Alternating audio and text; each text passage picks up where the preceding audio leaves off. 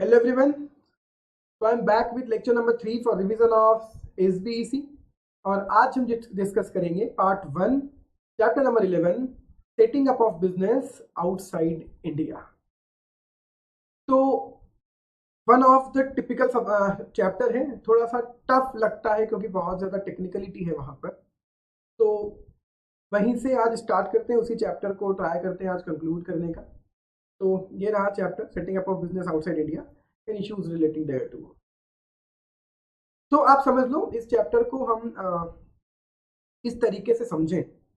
Actually एक India का person है या इंडियन एंटिटी है, whatever the case, it may be a resident individual, it may be resident non individual, या India का कोई बंदा है जो कंपनी एलएलपी फॉर्म कुछ भी हो सकती है, एक और एक इंडिविजुअल भी हो सकता है। वो इंडिया के बाहर बिजनेस सेटअप करना चाहता है। वो जनरली दो तरह से होता है, या तो वहां की किसी पार्टी के साथ आपका जॉइंट वेंचर, वहां आप बता रहे हो एक कंपनी जिसमें अनमोस्ट होल्डिंग आपकी रहेगी, तो वो होता है कि आपकी सब्सिडरी, तो उसे कहते हैं या तो जॉइंट वेंचर या होली ऑन सब्सिडरी। तो दो नाम बहुत आते हैं, जेवी ऑब्लिक WOS, जॉइंट वेंचर या होली ऑन सब्सिडरी। तो हमें अब यही डिस्कस करना है कि कैसे चलते हैं। फर्स्ट पैराग्राफ, फर्स्ट 2 पेजेस तो बहुत बेसिक सॉरी बताया हुआ है क्या है, थ्योरी है, और फिर ये बताया हुआ है कौन कौन से एग्जांपल्स हैं जॉइंट वेंचर के जो इंडियन एंटिटीज ने फॉरेन के लोगों के साथ किए या होली ऑन सब्सिडरीज हैं। हम अभी वहां नहीं जाना चाहते। सबसे पहले हमें समझना पड़ेगा कि कौन कौन से रूल्स इस चीज को रेगुलेट करते हैं। तो सबसे पहला तो हमें देखना पड़ेगा जो रेगुलेटर है, that is reserve Bank of India, RBI, और फिर दूसरे में हम बात करेंगे फेमा। ठीक है, RBI ने क्या किया, लेटेस्ट चेंज जो है वो ये, जो मैंने अमेंडमेंट लेक्चर्स भी आपको प्रोवाइड किए एसबीसी की, वहां भी पढ़ाया, ये वही अमेंडमेंट है और ये वही इंसर्शन है। मास्टर डायरेक्शन, किसी भी तरीके की सब कुछ चीजें with respect to investment outside India in form of JV और WOS वहां कवर की गई है। ठीक है, तो वो एक तो मास्टर डायरेक्शन हमने भी पढ़ा था, आज भी ट्राई करेंगे उसे रिपीट करने के लिए। और दूसरा फेमा की गाइडलाइन, फेमा पूरा रूल्स और फेमा के प्रोविजंस और उसके रेगुलेशंस, रूल्स एक्सेट्रा। अब हमें सबसे पहला टॉपिक जो पढ़ना है वो ये है, फेमा के अकॉर्डिंग रेगुलेशन आया, नोटिफिकेशन इशू हुआ जुलाई 2004 में, और जुलाई 2004 का नोटिफिकेशन कहता था इंडियन रेसिडेंट, दो तरह से चीजें, दो चीजों की उन्होंने बात कही। पहला, investment by Indian entities in overseas joint venture या होली और subsidiary, and also investment by person resident in India in shares and securities issued outside India. तो इसे तो हमने कहा ओवरसीज इन्वेस्टमेंट। तो ओवरसीज इन्वेस्टमेंट इसको कहेंगे JVWS या शेयर्स और सिक्योरिटीज इंडिया के बाहर की खरीदना। फिर उन्होंने कहा ये दो रूट से हो सकता है, ऑटोमेटिक रूट और अप्रूवल रूट। दोनों रूट नाम से ही क्लियर होते हैं, ऑटोमेटिक रूट जहां केवल इंटीमेट करना है, पूछना नहीं है, अप्रूवल रूट जहां आपको पहले परमिशन लेनी पड़ेगी। सबसे पहले हम बात करते हैं कि सबसे पहला रूट जो हम डिस्कस भी कर रहे हैं, that is automatic route, right. सबसे पहला, कौन सी एंटिटीज एलिजिबल हैं इन्वेस्टमेंट करने के लिए, इंडिया के बाहर इन्वेस्टमेंट करने के लिए कौन सी एंटिटीज एलिजिबल है? पॉइंट नंबर 1, कंपनी जो इंडिया में इनकॉर्पोरेट हुई है। Point number 2, LLP। Point number 3, registered partnership firm. ध्यान रखिएगा, registered partnership firm, not every partnership firm, registered partnership firm. Fourth category तो आप जानते ही हो, which is notified by reserve bank, तो वो उनके पास एक ओपन पोजीशन है। चलिए अब आगे बढ़ते हैं। दो चीजों में, दो तरह से आप इन्वेस्टमेंट कर ही नहीं सकते, दो तो जनरल प्रोहिबिशन है। इंडियन पार्टी जो फॉरेन में इन्वेस्टमेंट कर रही है, वो फॉरेन एंटिटी में इन्वेस्टमेंट करेगी, जेवी या WOS। वो फॉरेन एंटिटी ये पर्टिकुलर सेक्टर से रिलेटेड नहीं होनी चाहिए। कौन सी? फॉरेन एंटिटी इंगेज्ड इन, कहा? रियल एस्टेट, मतलब बाइंग और सेलिंग ऑफ रियल एस्टेट या ट्रेडिंग इन TDR। आप जानते हो ट्रांसफरेबल डेवलपमेंट राइट, सबको मैंने बहुत डिटेल में बताया हुआ है। Transferable development right real estate का एक बहुत इंटरेस्टिंग फंडा, जहां हम कहते हैं कि तुम हमें ये जमीन दे दो, बदले में पैसे नहीं देंगे। गवर्नमेंट कहती है कि इसके बदले में तुम जहां भी 1000 स्क्वायर फीट के प्लॉट पर 2000 का कंस्ट्रक्शन करते थे, अब 4000 का कर देना, राइट। हम आपका जो कंस्ट्रक्शन का रेशियो है वो बढ़ा देंगे। तो टीडीआर कहते हैं। पर वो अब आपको जो सर्टिफिकेट मिलता है एक्स्ट्रा कंस्ट्रक्शन का, वो होता है डेवलपमेंट राइट, और चूंकि वो ट्रांसफरेबल होता है, आप किसी को भी बेच भी सकते हो, तो उसे कहते हैं टीडीआर, ट्रांसफरेबल डेवलपमेंट राइट। तो रियल एस्टेट का काम अगर वो फॉरेन एंटिटी करती है, you can not make investment in that entity. But क्या क्या परमिटेड है, but it does not include, मतलब यहां वाला काम अगर वो एंटिटी कर रही है, आप इन्वेस्टमेंट कर सकते हो। क्या? Development of township, construction of residential या कमर्शियल प्रीमाइसेस, रोड्स और ब्रिज। ठीक है। नेक्स्ट, या बैंकिंग बिजनेस। तो फॉरेन एंटिटी जो रियल एस्टेट में इन्वॉल्व है या बैंकिंग बिजनेस में इन्वॉल्व है, उसमें तो आप इन्वेस्टमेंट कर ही नहीं सकते, और करना है तो प्रायर अप्रूवल लेनी पड़ेगी। किसकी? आरबीआई की।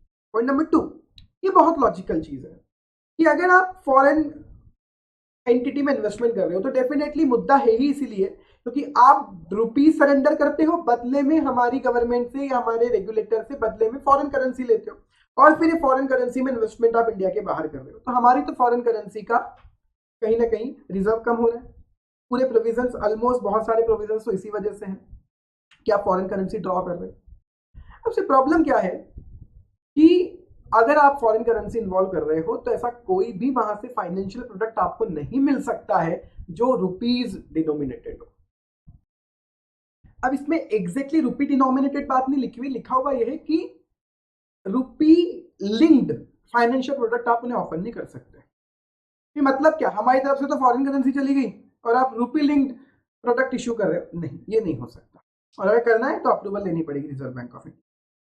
तो overseas entity which is having direct or indirect equity participation by Indian party shall not offer any rupee linked product without the specific approval from Reserve Bank of India। ये दो चीजें तो बहुत इंपॉर्टेंट है।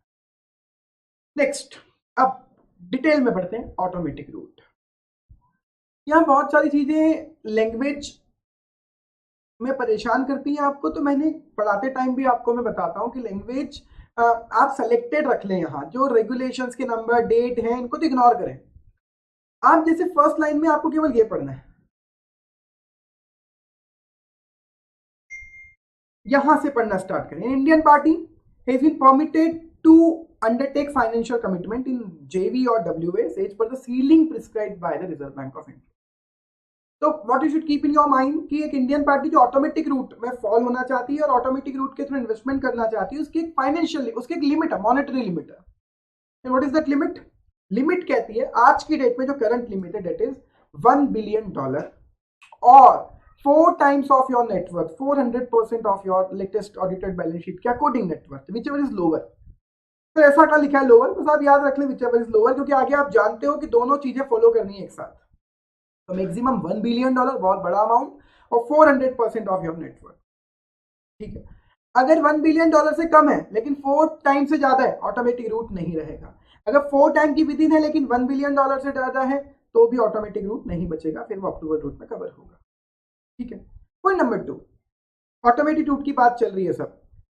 जब आप इन्वेस्टमेंट करना चाहते हो जेवी या डब्ल्यूएस में, ठीक है, तो इंडियन पार्टी को अप्रोच करना पड़ेगा एक बैंक को, that is authorised dealer, AD, category 1 bank. ठीक है। और ऑब्वियस है आपको उसके लिए फॉर्म फाइल करना पड़ेगा एक ओडीआई, नाम से ही क्लियर है, ओवरसीज डायरेक्ट इन्वेस्टमेंट। ठीक है। तो ओडीआई फॉर्म वैसे भी बहुत इंपॉर्टेंट है, मास्टर डायरेक्शन में भी जब हम डिटेल में भी चलेंगे तो ओडीआई फॉर्म के ही बहुत सारे एनेक्सर्स की बातें की जाएंगी।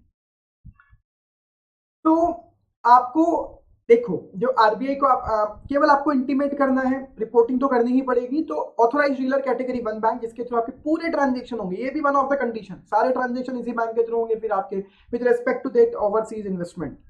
तो आपको ओडीआई फॉर्म भी इसी के थ्रू फाइल करना है, अप्रोच भी इसी के थ्रू करना है। Point number 3, investment oblique financial commitment is subject to following condition. Condition number 1, बस यही तो परेशान करती हैं। अब आप यार डिटेल में ना जाएं तो 1 बाय 1 पढ़ते हैं। इंडियन पार्टी लोन और गारंटी केवल उसी ओवरसीज जेवी या डब्ल्यूएस को दे सकती है जिसमें उसका इक्विटी पार्टिसिपेशन, बहुत इंपॉर्टेंट। आप किसी भी ऐसी बाहर के फाइनेंशियल कमिटमेंट नहीं बना सकते जो लोन या गारंटी से रिलेटेड, तो आप उनके लिए लोन गारंटी मत दो। लेकिन अगर आपका वहां इक्विटी पार्टिसिपेशन है तो नहीं, तो ही कर सकते हो। Without equity participation Indian party loan guarantee नहीं दे सकती, उन्हीं को दे सकती लोन गारंटी जिसमें उनका इक्विटी पार्टिसिपेशन। लेकिन अगर आपका इक्विटी पार्टिसिपेशन नहीं है, फिर भी आप JVWS को या किसी भी चीज तरीके से उनको लोन गारंटी देना चाहते हो तो ये स्पेसिफिकली अप्रूवल रूट में कवर होगा, वो एडी बैंक के थ्रू ही आपकी एप्लीकेशन फॉरवर्ड होगी। ठीक है, अब इसमें गारंटी की कंडीशंस भी लिखती हैं इन्होंने। अब गारंटी की कंडीशन थोड़ी सी आपको टफ लगेंगी, मैं बेसिक कंडीशंस बता देता हूँ। Condition number 1, financial commitment overall ceiling limit में काउंट होंगे। सारे फाइनेंशियल कमिटमेंट ये वो लिमिट जो हमने अभी पढ़ी उसमें काउंट होंगे। Point number 2, guarantee open ended नहीं हो सकती, गारंटी की सारी चीजें लिमिटेड होंगी, फाइनल होंगे कितने टाइम के लिए, कितने अमाउंट के लिए, no nothing should be open ended. Point number 3, अगर गारंटी इन्वोक की जाती है,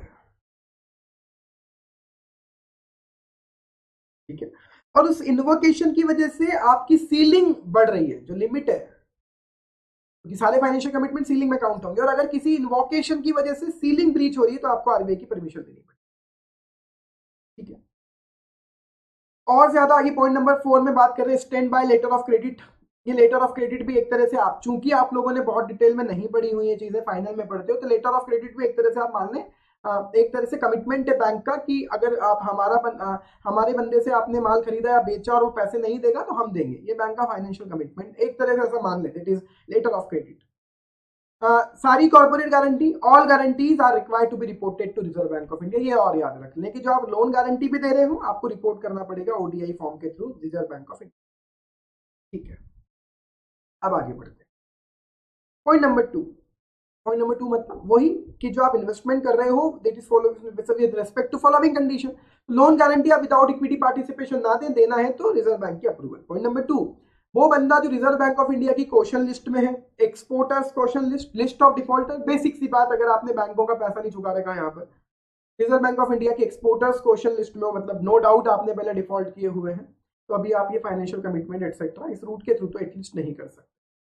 वही रिजर्व बैंक ऑफ इंडिया की लिस्ट, सिविल के रिकॉर्ड्स, उसके अकॉर्डिंग। पॉइंट नंबर 3, सारे transaction with respect to that overseas investment फिर वो एक ही ऑथराइज्ड डीलर कैटेगरी 1 बैंक के थ्रू होंगे, तो एडी बैंक के थ्रू ही सारे ट्रांजेक्शन आपको रूट करने पड़ेंगे, 1 branch of AD. Point number 4, अगर किसी कंपनी का आप एक्विजिशन कर रहे हो, मतलब ऑब्वियस है कि आपका इन्वेस्टमेंट पहला नहीं है, पहले इन्वेस्टमेंट थे और अब आप इन्वेस्टर से ये खरीद रहे हो, तो जब आप पार्शियल या पूरा एक्विजिशन कर रहे हो फॉरेन कंपनी का जहां इन्वेस्टमेंट $5 मिलियन से ज्यादा है, बड़ा अमाउंट है ये भी, तो फिर आपको शेयर्स का वैल्यूएशन करवाना पड़ेगा कि मर्चेंट बैंकर कैटेगरी 1 से, कैटेगरी 1 मर्चेंट बैंकर वैल्यूएशन करवाना पड़ेगा शेयर्स का। ऑब्वियसली आप किसी इन्वेस्टर से शेयर खरीदोगे तो शेयर्स कितने रुपए पर खरीद रहे हो उसके पहले आपको वैल्यूएशन करवाना। लेकिन अगर इन्वेस्टमेंट है by way of swap of shares, swap मतलब आप किसी कंपनी के शेयर्स खरीद रहे हो, उसमें इक्विटी पार्टिसिपेशन के लिए बदले में पैसा नहीं दे रहे, बदले में आपके ही शेयर्स दे रहे हो, स्वैप ऑफ शेयर्स। तो स्वैप ऑफ शेयर्स के केस में भले ही $5 मिलियन से कम अमाउंट है, with irrespective of the size of the deal आपको वैल्यूएशन मर्चेंट बैंकर से करवानी होगी। ठीक है, पॉइंट नंबर जी ई हो गया। एफ, अगर कोई रजिस्टर्ड पार्टनरशिप फर्म इन्वेस्टमेंट कर सकती है और अगर वहां का लॉ परमिट करता है या वहां का लॉ ही ऐसा है तो फिर हो सकता है कि आपको पार्टनरशिप फर्म इन्वेस्टमेंट कर रही है लेकिन इन्वेस्टमेंट होल्ड करना पड़े पार्टनर्स के नाम पर वाला आउट है। अगर होस्ट कंट्री के रेगुलेशन में रिक्वायरमेंट ही यही है तो फिर आप पार्टनरशिप फर्म से इन्वेस्टमेंट कर रहे हो लेकिन वो होल्डिंग होगी किसी पार्टनर के नाम पर। पॉइंट नंबर जी, कुछ एक्टिविटीज के नाम लिखे हुए। इंडियन पार्टी में acquire share of foreign company engage in bona fide business activity, है ना, तो आप ऐसा काम कर सकते हो। इंडियन पार्टी अक्वायर कर सकती है शेयर ऑफ फॉरेन कंपनी जो किसी बोनाफाइड बिजनेस एक्टिविटी में इन्वॉल्व है in exchange of ADR GDR. ठीक है, तो मतलब देखो दो तरह से पैसा आता है एडीआर जीडीआर के केस में, या तो मतलब एडीआर जीडीआर के थ्रू दो तरह से डील हो सकती है जो आगे भी मैं बताऊंगा, ये मेथड ऑफ फंडिंग में वो कवर भी होगा कि या तो आपको फॉरेन एंटिटी के शेयर खरीदने के लिए फॉरेन एंटिटी को पैसा देना है, तो एक तरीका है कि आप एडीआर जीडीआर इशू करें, इन्वेस्टर्स को पैसा लाएं और कंपनी को दे दें, या आप बदले, या दूसरा तरीका है कि आप कंपनी को स्वैप ऑफ शेयर्स जैसे करते हो ना वैसे करो, उनसे शेयर्स लो, बदले में आपके एडीआर जीडीआर दे दो। तो अगर ऐसा है ये किया जा सकता है, अगर वो बोनाफाइड बिजनेस एक्टिविटी में इन्वॉल्व है तो इंडियन पार्टी उसको कर सकती है through exchange of ADR GDR. ठीक है, कोई एडीआर जीडीआर वाली स्कीम के अकॉर्डिंग एडीआर जीडीआर लिस्टेड होने चाहिए बस। एडीआर जीडीआर के बैक में क्या होना चाहिए, शेयर्स, ऑब्वियस है, मतलब एडीआर जीडीआर शेयर्स के अगेंस्ट में इशू किए गए हो, आप जानते हो शेयर्स के अगेंस्ट में इशू होते, और फिर उसके बाद एक बात बताना, ध्यान से सुनना, एक प्रॉब्लम है बस कि आप एडीआर जीडीआर इन्वेस्टर्स को इशू करने की जगह कंपनी को कर रहे हो कि तुम्हारे शेयर्स हमें तो बदले में हमारे एडीआर जीडीआर ले लो, स्वैप ऑफ शेयर्स, बट उनके शेयर्स आपके एडीआर जीडीआर। तो बेटा ये जितने भी एडीआर जीडीआर आपने फॉरेन एंटिटी को इशू किए, ये तो एफडीआई में काउंट होगा ना। तो फिर ये ध्यान रखना पड़ेगा कि एफडीआई एक लिमिट से ज्यादा ना हो जाए, जो आपकी सेक्टर की कैप है, सेक्टरल कैप, हर सेक्टर के अलग अलग कैप पे कहाँ कहाँ कितना एफडीआई अलाउड है। तो what you need to remind कि भैया वो एफडीआई से ज्यादा ना हो जाए हमारा एडीआर जीडीआर का issue. Now important question, specific question, 5 mark का अपने आप में एक क्वेश्चन कि कहाँ कहाँ से पैसा लाया जा सकता है फॉरेन इन्वेस्टमेंट के लिए। पहला तरीका है कि आपके फॉरेन एक्सचेंज अकाउंट में पैसे पड़े होंगे, तो फॉरेन एक्सचेंज ड्रॉ कर लो, withdrawal of foreign exchange from AD bank. कह सकते हो इसे कैपिटलाइजेशन ऑफ एक्सपोर्ट, आपने एक्सपोर्ट किया उसका पैसा है, उसी को यूज कर सकते हो। दूसरा तरीका क्या है, कैपिटलाइजेशन एक्सपोर्ट हो गया, कैपिटलाइजेशन एक्सपोर्ट। तीसरा तरीका स्वैप ऑफ शेयर्स, हमने पढ़ा ही, उनके शेयर्स ले रहे हो बदले में अपने शेयर्स इशू कर दो। चौथा तरीका क्या है, ईसीबी का पैसा लाकर इन्वेस्टमेंट कर सकते या एफसीसीबी एफसीबी का पैसा लाकर इशू कर सकते हो, जानते हो आप, फॉरेन करेंसी कन्वर्टिबल बॉन्ड। पांचवा तरीका एडीआर जीडीआर से एक्सचेंज कर लो, जो मैंने अभी अभी ही बताया। और फिर छठा तरीका क्या होगा, सातवां पढ़ेंगे इसके लिए, पहले फॉरेन करेंसी आए एडीआर जीडीआर इशू करके और फिर आप पैसा दे दो। कई बच्चों का डाउट आता है कि सर पॉइंट 5th और 7th दोनों में एडीआर जीडीआर है, बट आई होप अब डिफरेंस समझ में आया होगा।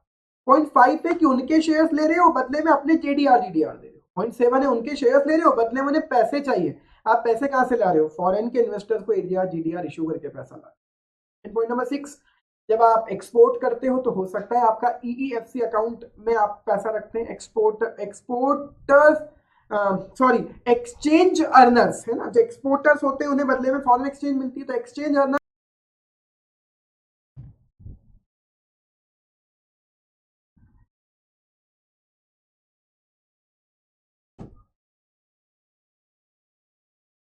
अब ये क्या है, Indian resident person resident in India को सिक्योरिटीज खरीदने का परमिशन है, एक्विजिशन या purchase of securities in the following में।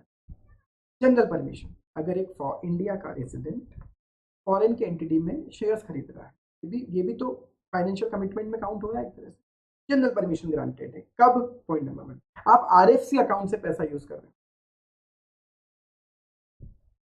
रेसिडेंट का फॉरेन करेंसी वाला अकाउंट, उसका पैसा यूज करो, कोई प्रॉब्लम नहीं है। पॉइंट नंबर 2, या आपने ऑलरेडी इन्वेस्टमेंट किया है बदले में वहां से बोनस मिल रहे हैं तो ले लो ना बोनस, तो कोई प्रॉब्लम नहीं, जनरल परमिशन। पॉइंट नंबर 3, अगर ये परमानेंट इंडिया का रेसिडेंट नहीं है तो फिर इसके पास वो एक अकाउंट होगा, foreign currency resource outside India, है मतलब ऑब्वियस इसके पास पैसा होगा, फिर फॉरेन करेंसी के रिसोर्सेज होंगे इसके पास, एक अकाउंट तो क्या, इसके पास ही फॉरेन करेंसी कमाने के रिसोर्सेज होंगे, अगर इंडिया का परमानेंट लोकलाइज नहीं है तो उसका पैसा भी यूज करो आप। हमसे लोगे तो जनरल परमिशन नहीं है, बट आप आरएफसी अकाउंट से अपने ही फॉरेन करेंसी के रिसोर्सेज से या बोनस इशू हो रहा है, इसके लिए जनरल परमिशन। ये भी एक अपने आप में इंपॉर्टेंट क्वेश्चन है, specific separate question. Now investment not under automatic route, और जिसके लिए आपको चाहिए होगी आरबीआई की अप्रूवल, ये फिर अपने आप में एक सेपरेट क्वेश्चन है, कहां कहां आरबीआई की अप्रूवल रिक्वायर्ड। पहले तो बता रहे अप्रूवल के लिए क्या करना होगा। पॉइंट नंबर 1, आरबीआई की प्रायर अप्रूवल लेने के लिए आपको वही अपनी बैंक और ऑथराइज्ड डीलर कैटेगरी 1 के थ्रू जाना पड़ेगा, ओडीआई फॉर्म भरना पड़ेगा और अप्लाई करना पड़ेगा। वो आपकी आप दोगे आपके बैंकर को, वो आपकी एप्लीकेशन फॉरवर्ड करेगा आरबीआई को, ठीक है। अगर प्रपोजल अप्रूव हुआ तो एडी बैंक आपको पैसे देगी, मतलब रेमिटेंस देगी ना, फिर आप बदले में इन्हें पैसा दो, फॉरेन करेंसी कन्वर्ट करके दे देंगे। इट मींस आपको क्या समझ में आया कि if it is not under the purview of if it under the purview of approval route तो आपको पैसे नहीं मिल सकते। पहले आप आरबीआई की अप्रूवल ग्रांट करो, उसके बाद अप्रूवल के बेसिस पर आपको करेंसी कन्वर्ट होकर मिलेगी। अब कुछ एग्जाम्पल, कुछ लिस्ट दी हुई है जहां कहा है कि इन प्रपोजल्स के केस में अप्रूवल इज रिक्वायर्ड, इसको भी आसान लैंग्वेज में याद रख लें। पॉइंट नंबर 1, ये तो स्पेसिफिक सेक्टर है, industrial sector, energy and natural resources sector में ओवरसीज इन्वेस्टमेंट, ठीक है, exceeding the prescribe limit of the net worth of Indian company, मतलब अगर आप मतलब नॉर्मली एनर्जी और नेचुरल रिसोर्सेज सेक्टर में पैसा लगाने के लिए अप्रूवल इज नॉट रिक्वायर्ड, लेकिन अगर आपकी नेटवर्थ से ज्यादा इन्वेस्टमेंट करें, कोई 4 टाइम तक कर सकते हैं ना, लेकिन अगर वो नेचुरल या रिसोर्सेज या एनर्जी से रिलेटेड सेक्टर है तो नेटवर्थ से ज्यादा भी कर रहे हो, 1 रुपया ज्यादा भी, तो पहले अप्रूवल रिक्वायर्ड। नंबर 2, ओवरसीज की अनइनकॉर्पोरेट एंटिटीज में अगर इन्वेस्टमेंट कर रहे हो, कौन से सेक्टर में, ऑयल सेक्टर में, बाय रेसिडेंट कॉर्पोरेट, वो भी कितनी, अपनी नेटवर्थ से ज्यादा, तो भी आपको permission required. Point number 3, proprietorship concern अगर इन्वेस्टमेंट कर रही है अनरजिस्टर्ड पार्टनरशिप फर्म, तो आपने पढ़ लिया कि ऑटोमेटिक रूट है, मतलब अगर सीधी सी बात है, वो जो एलिजिबल पर्सन थे उनके अलावा भी कोई और अप्लाई कर रहा है, एक तो इंडिविजुअल और दूसरा हुआ अनरजिस्टर्ड पार्टनरशिप, बिना अप्रूवल रिक्वायर्ड होगी। पॉइंट नंबर 4, बचे हुए नाम, ट्रस्ट, सोसाइटीज इन्वॉल्व है मैन्युफैक्चरिंग, एजुकेशन या हॉस्पिटल सेक्टर में, और उसी सेक्टर में वहां फॉरेन में भी इन्वेस्टमेंट कर रहे हैं, आपको अप्रूवल रिक्वायर्ड।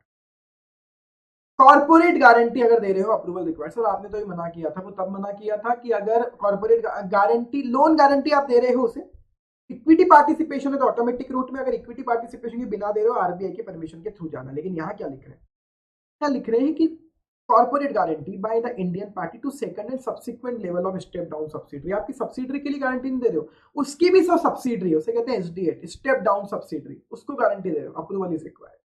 नेक्स्ट, अगर बैलेंस शीट की रिस्ट्रक्चरिंग है, आपने पैसे दिए थे, वो रिस्ट्रक्चरिंग हो रही है, राइट ऑफ हो रहा है पैसा आपका, अप्रूवल रिक्वायर्ड है। एक्सपोर्ट्स का कैपिटलाइजेशन, सर ये तो आपने बोला था कि ऑटोमेटिक रूट में भी पैसा, ये तो आपने फंडिंग का मेथड बताया था कि एक्सपोर्ट का कैपिटलाइज, लेकिन अगर एक्सपोर्ट का कैपिटलाइजेशन एक लिमिट, एक टाइम के बाद और एक टाइम तक एक्सपोर्ट का utilisation is under normal route, अगर प्रिस्क्राइब पीरियड ऑफ रियलाइजेशन के बियॉन्ड जाकर तुम कैपिटलाइजेशन ऑफ एक्सपोर्ट कर रहे हो, तो कैपिटलाइजेशन ऑफ एक्सपोर्ट करने के लिए कि एक्सपोर्ट का पैसा इंडिया के बाहर इन्वेस्ट कर रहा हूं, तो एक प्रिस्क्राइब टाइम तक क्लियर है, लेकिन उसके बाद अगर इन्वेस्टमेंट कर रहे हो कैपिटलाइजेशन करके, तो फिर आपको अप्रूवल रिक्वायर्ड होगी। पॉइंट नंबर 9 हो चुका, without equity participation financial commitment कर रहे हो, लोन गारंटी, तो अप्रूवल रिक्वायर्ड, जानते हो तो अब आप बताओ अप्लाई करोगे आपकी बैंक के थ्रू ओडीआई फॉर्म भर के, कौन कौन से फैक्टर्स देखेगी रिजर्व बैंक ऑफ इंडिया। पहला फैक्टर, क्या आपकी वाइबिलिटी है क्या इस चीज, तो prima facie viability of your जेवी और डब्ल्यूएस। पॉइंट नंबर 2, आपको परमिशन दे देने से क्या भला होगा इंडिया का, देश का, एक्सटर्नल ट्रेड को क्या बेनिफिट मिलेगा, क्या अदर बेनिफिट्स अराइज होंगे इस इन्वेस्टमेंट के through. Point number 3, Indian party का देखा जाएगा फाइनेंशियल ट्रैक रिकॉर्ड या बिजनेस का ट्रैक रिकॉर्ड। चौथा, इंडियन पार्टी का इस फील्ड में कोई एक्सपीरियंस एक्सपर्टाइज है, तभी तो इन्वेस्टमेंट करो वहां जाके, तभी तो तुमको फॉरेन करेंसी ले जाने की परमिशन देंगे कन्वर्ट करके। ये सारे फैक्टर्स देखे जाते हैं ना, एफडीआई की पॉलिसी, और उसमें आ गया master direction. Overseas direct investment (ODI), overseas investment in JVWS have been recognized as an important avenue for promoting global business by Indian entrepreneurs. Reporting formality क्या क्या है, इसमें काम की फॉर्मेलिटी में आपको पढ़ा देता हूं। पहला है फॉर्म ओडीआई, एक इंडियन पार्टी और रेसिडेंट इंडिविजुअल जो ओवरसीज इन्वेस्टमेंट कर रहा है उसे ओडीआई फॉर्म भर के देना पड़ेगा आरबीआई को। ओडीआई फॉर्म में क्या क्या पूछते हैं, पार्ट 1 में तो बेसिक डिटेल पूछते हैं, इन्वेस्टिंग पार्टी आईपी या आरआई रेसिडेंट इंडिविजुअल, इनकी डिटेल्स, जेवीडब्ल्यूएस का कैपिटल स्ट्रक्चर, ट्रांजेक्शंस की डिटेल, क्या क्या करोगे, आईपीआरआई का डिक्लेरेशन, जो जो भी हमें डिक्लेरेशन चाहिए, सर ये नहीं करेंगे, ये नहीं करेंगे, ये करेंगे, ये करेंगे, आपके ऑडिटर का सर्टिफिकेट। बट अगर ये आईपी नहीं है, आरआई है रेसिडेंट इंडिविजुअल, तो ऑडिटर का सर्टिफिकेट नहीं, सेल्फ सर्टिफिकेशन से काम चल जाएगा कि हमने सारे कंप्लायंस कर लिए, सब चीजें देख ली। पार्ट 2 एनुअल परफॉर्मेंस रिपोर्ट, बात की बात है। अभी तो आते पार्ट 3, जब डिसइन्वेस्टमेंट करोगे तब भी रिपोर्टिंग करनी है, या तो तुम्हारा ही वाइंडिंग अप हो जाए या उनका हो जाए, दोनों केस में मैटर तो खत्म होगा। मतलब पॉइंट नंबर 3 पढ़ो, closure, voluntary liquidation, winding up, merger, amalgamation of IP, आपकी एंटिटी खत्म हो जाए तब भी रिपोर्टिंग करना है, एंटिटी नहीं बची तो इन्वेस्टमेंट कैसे बचे, या जहां इन्वेस्टमेंट किया वो एंटिटी खत्म हो जाए। Point number 8, closure, voluntary liquidation, winding up, merger, amalgamation of overseas JV WS. तीसरा, आप शेयर बेच दो, ये वाले जो जेवी या डब्ल्यूएस में शेयर्स खरीदे हो, बेच दो, बाहर निकल जाओ, डिसइन्वेस्टमेंट रिपोर्टिंग करनी है। और चौथा, बायबैक ऑफ शेयर्स, वो जेवीडब्ल्यूएस बायबैक कर ले शेयर्स को, ये सब डिसइन्वेस्टमेंट के टाइप है, आपको इस चीज में रिपोर्टिंग करनी पड़ेगी। तो जब इन्वेस्टमेंट करोगे तब ओडीआई, और पार्ट 2 कहता है हर साल एनुअल परफॉर्मेंस रिपोर्ट देनी है। ओडीआई तो क्या है यार, पार्ट 1 तो कब भरना होता है, जब कह रहे हो आप इन्वेस्टमेंट कर रहे हो तब, तो ऑटोमेटिक रूट होगा तो बताओगे, अप्रूवल होगा तो पूछोगे। पार्ट 2 एनुअल परफॉर्मेंस रिपोर्ट, क्या क्या हुआ। पार्ट 3 वही कि डिस इन्वेस्टमेंट के वक्त, ठीक है। आगे हर साल आपको एफएलए फाइल करना है, बहुत पॉपुलर चीज है, financial foreign liabilities and assets, FLA बहुत पॉपुलर फॉर्म है, ये एनुअल रिटर्न है। सारी इंडियन कंपनी जिसने एफडीआई किया होगा इंडिया के बाहर, वो सब यहां एफएलए सबमिट करेंगे आरबीआई। कब करना है, हर साल 15 जुलाई को। नंबर 4, एक नया रिपोर्टिंग फॉर्मेट आया है वीसीएफ और एआईएफ के लिए। कोई म्यूचुअल फंड एआईएफ वीसीएफ जिन्होंने इन्वेस्टमेंट किया होगा इंडिया के बाहर, उनके लिए फॉर्मेट अलग है, तो हम छोड़ ही नहीं चलेगा।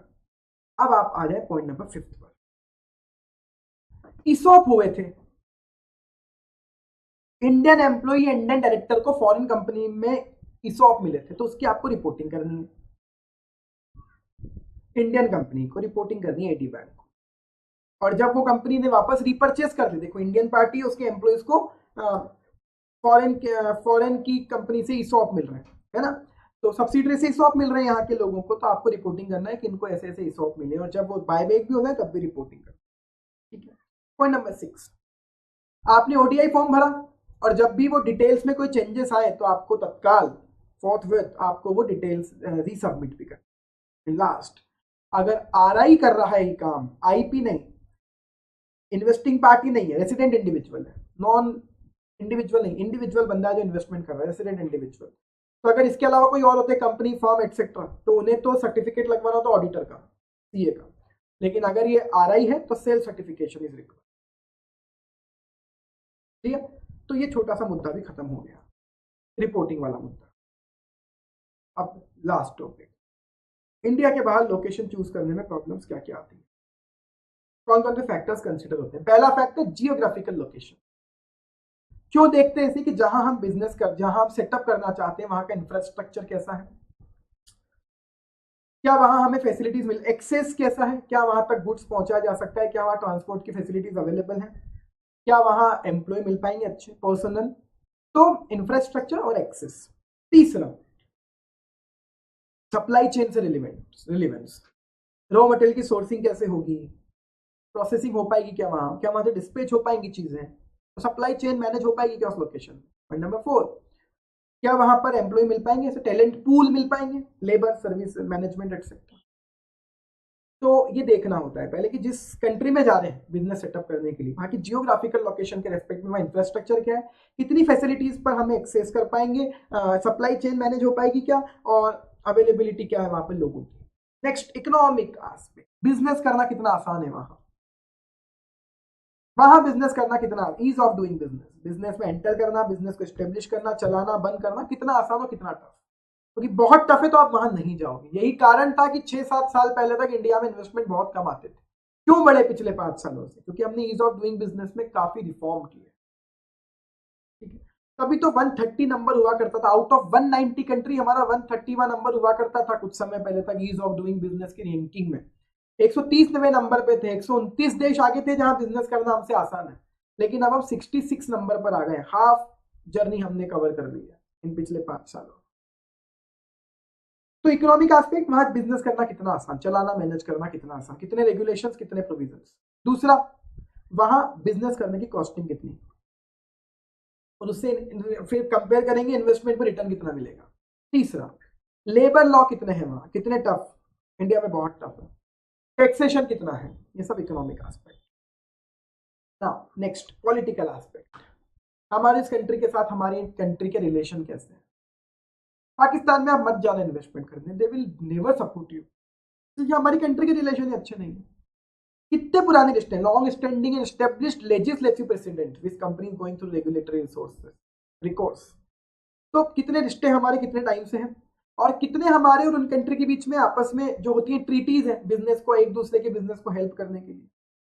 उन कंट्री का अपनी फ्रेंड कंट्री के साथ, जैसे आपकी कोई फ्रेंड कंट्री नहीं है, जैसे फॉर एग्जांपल, या आपकी कोई नेबर कंट्री नहीं है, फॉर एग्जांपल आप यूरोप के किसी कंट्री में जा रहे हो, तो फिर आप नहीं देख पाओगे ना, आपका नेबर तो है नहीं, तो फिर ये देखो उसके नेबर के साथ कैसे रिलेशन है। वहां अशांति तो नहीं, अदरवाइज आप नहीं जाओगे। पाकिस्तान क्यों नहीं जाती foreign entity, now next aspect is political खत्म हुआ, सोशल एस्पेक्ट। वहाँ ट्रेड एसोसिएशन कितने हैं, एम्प्लॉय एसोसिएशन, एम्प्लॉय यूनियंस का मैटर क्या है, दोनों नेशंस के आप बीच में आपस में कमर्शियल एंटिटीज का कितना इंटरेक्शन है, क्या हम सोशल है उन लोगों के साथ, कितने हमारे नेचर मिलते हैं, कितने हमारे कल्चर्स मिलते हैं, ठीक है।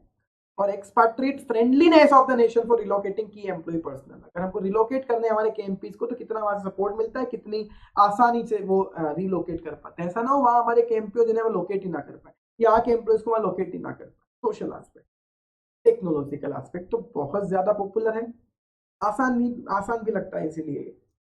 इंटेलेक्चुअल प्रॉपर्टी का प्रोटेक्शन कितना है वहां, क्या लॉ है वहां इससे रिलेटेड, है तो क्या वो एक्चुअल में इफेक्टिव है, trademark, copyright, patents related law कैसे, यही तो टेक्निकल एस्पेक्ट। पावर, कम्युनिकेशन और टेलीकॉम की अवेलेबिलिटी क्या है, क्वालिटी क्या है, कॉस्टिंग कितनी है, ठीक है काम यही ना, पावर अवेलेबल नहीं होगी तो कैसे जाएंगे। टेक्नोलॉजिकल एस्पेक्ट, कम्युनिकेशन का चैनल कितना स्ट्रांग है, टेलीकॉम कितना अवेलेबिलिटी है, क्या क्वालिटी है, क्या कॉस्टिंग है, ये सारे फैक्टर हम कंसीडर करते हैं किसी कंट्री को चूज करने के। जियोग्राफिकल में देखना चाहते हैं उसकी जियोग्राफिकल क्वालिटी कैसी है, कितनी अच्छी जगह पर वो कंट्री अवेलेबल है, सिचुएटेड है। इकोनॉमिक एस्पेक्ट में देखते हैं कि कितना आसान है वहाँ बिजनेस करना और कितना कॉस्टिंग लगेगा बिजनेस करने में। पॉलिटिकल एस्पेक्ट में देखते हैं हमारे उनके साथ रिश्ते कैसे, उनके अपने नेबर्स के साथ में रिश्ते कैसे। सोशल एस्पेक्ट में देखते हैं कि वहाँ के एम्प्लॉइज मतलब एम्प्लॉय यूनियन कैसे हैं, वहाँ की फ्रेंडलीनेस कितनी है फॉर रिलोकेटिंग केएमपी। और टेक्नोलॉजिकल एस्पेक्ट में यही देखना है कि वहाँ इंटेलेक्चुअल प्रॉपर्टी राइट को रेगुलेट करने के क्या प्रोविजन है, पावर, कम्युनिकेशन, टेलीकॉम की अवेलेबिलिटी, कॉस्टिंग और क्वालिटी कैसी है, ये सब चीजें टेक्नोलॉजिकल एस्पेक्ट। तो ये छोटा सा टॉपिक है लेकिन बहुत आसान, इसको हम नहीं बोल सकते। फाइनली ये भी खत्म, जितने क्वेश्चंस मैंने कवर किए वही मैं मानता हूँ एग्जाम के पॉइंट ऑफ व्यू से इंपॉर्टेंट। कल मिलता हूँ नेक्स्ट लेक्चर के साथ में। 2 दिनों से मेरा सिस्टम सपोर्ट नहीं कर रहा था, सॉफ्टवेयर ऑपरेट नहीं हो रहा था, that's why I could not upload the video. Hopefully कल भी मैं लेक्चर अपलोड करूंगा, आज से रेगुलरली अपलोड वापस स्टार्ट करूंगा, ठीक है। देखते रहना, पढ़ते रहना, कोई समस्या हो तो बिल्कुल पूछ लेना। Thank you so much.